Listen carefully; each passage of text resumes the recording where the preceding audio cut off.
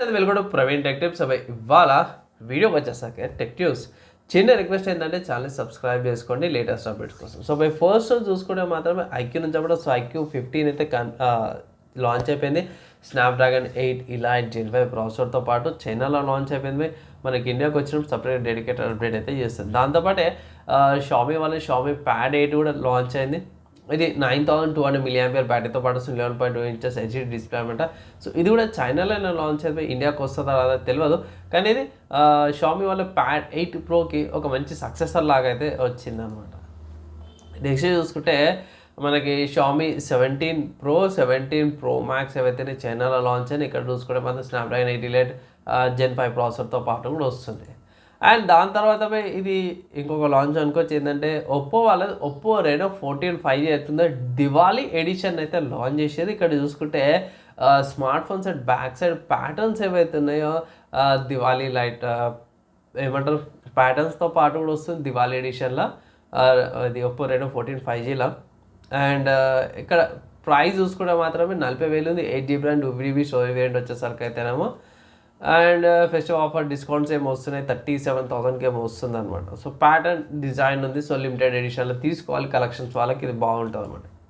Coming to సాఫ్ట్వేర్స్కి సంబంధించిన news చూసుకుంటే మాత్రం ఓబిఎస్ నుంచి అనమాట. సో లైవ్ స్ట్రీమ్స్ చేస్తాం కదా, అది దానికి సంబంధించిన అప్డేట్ ఇది. సో ఓబిఎస్ స్టూడియో వాళ్ళు 32.0 రిలీజ్ అయితే తీసుకొచ్చారు. సో ఇక్కడ బేసిక్ ప్లగిన్ మేనేజర్ తీసుకొచ్చారు. ఎన్విడియా వాళ్ళు ఆర్టెక్స్ ఇంప్రూవ్మెంట్ తీసుకొచ్చారు. సో ఎన్విడియా వాళ్ళు ఆర్టెక్స్ యూజ్ చేసి లైవ్ స్ట్రీమ్ యూజ్ చేస్తాం కదా, దాని యొక్క ఇంప్రూవ్మెంట్ తీసుకొచ్చారు అన్నమాట.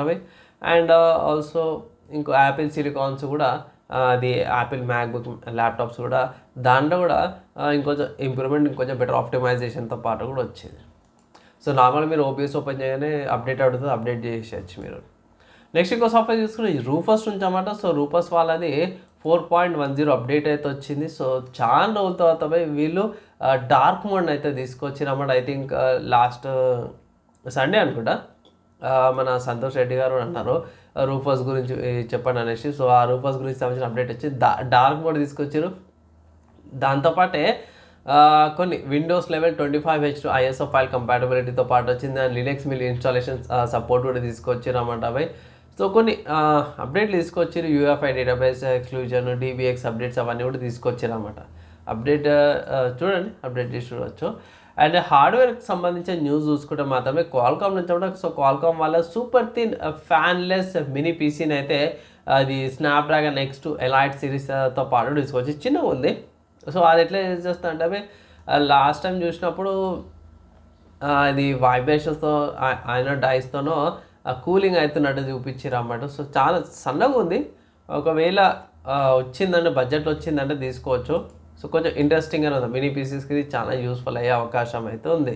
అండ్ నెక్స్ట్ చూసుకుంటే గేమింగ్కి సంబంధించిన న్యూస్ అన్నమాట. సో గేమింగ్కి సంబంధించిన న్యూస్లో ఫస్ట్ చూసుకుంటే మాత్రమే PlayStation 5 ఉన్న వాళ్ళకైతే మాత్రమే ఇది పండుగ అనుకోవచ్చు. ఇక్కడ ఏంటంటే PlayStation 5 Pro ఎన్హాన్స్ దాంట్లో కూడా గోస్ట్ ఆఫ్ యోటా అనే గేమ్ అవుతుందో లాంచ్ అయిపోయింది. 5,000 రూపాయలకు అవైలబుల్ ఉందన్నమాట మన ఇండియన్ కరెన్సీలో. నెక్స్ట్ ఇంకొక గేమ్ చూసుకుంటే మాత్రమే స్టీమ్లో అవైలబుల్ ఉంది. సానిక్ రేసింగ్ క్రాస్ వరల్డ్స్ అని, ఇది డెమో వర్జన్ అవైలబుల్ ఉందన్నమాట. ఈ గేమ్కి మీరు ఆడచ్చు.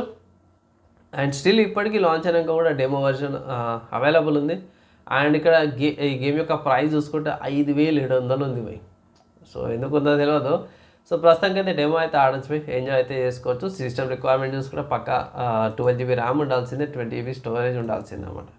నెక్స్ట్ ఇంకో గేమ్ చూసుకుంటే హేడిస్ 2 అనే గేమ్ అయితే ఉందో ఇది కూడా ఇవాళ లాంచ్ అయిపోయింది. స్టీమ్లో అవైలబుల్ ఉంది. 1,300 రూపాయలతో పాటు వస్తుంది. సో ఇది సమ్వాట్ రిపీటేటివ్ గేమ్ ప్లే ఉంటుంది అన్నమాట. మళ్ళీ ఎక్కడ డిఫీట్ అయితే మళ్ళీ అక్కడి నుంచి రావాల్సి వస్తుంది. ఇది వచ్చేసరికి విండోస్ అండ్ మ్యాక్లో రెండింటిలో కూడా సైమల్టేనియస్గా వస్తుంది. 10GB స్టోరేజ్ ఉండాలి, 8GB ర్యామ్తో పాటు ఉండే ఇట్లా గేమ్ అయితే మీరు ఆడచ్చు.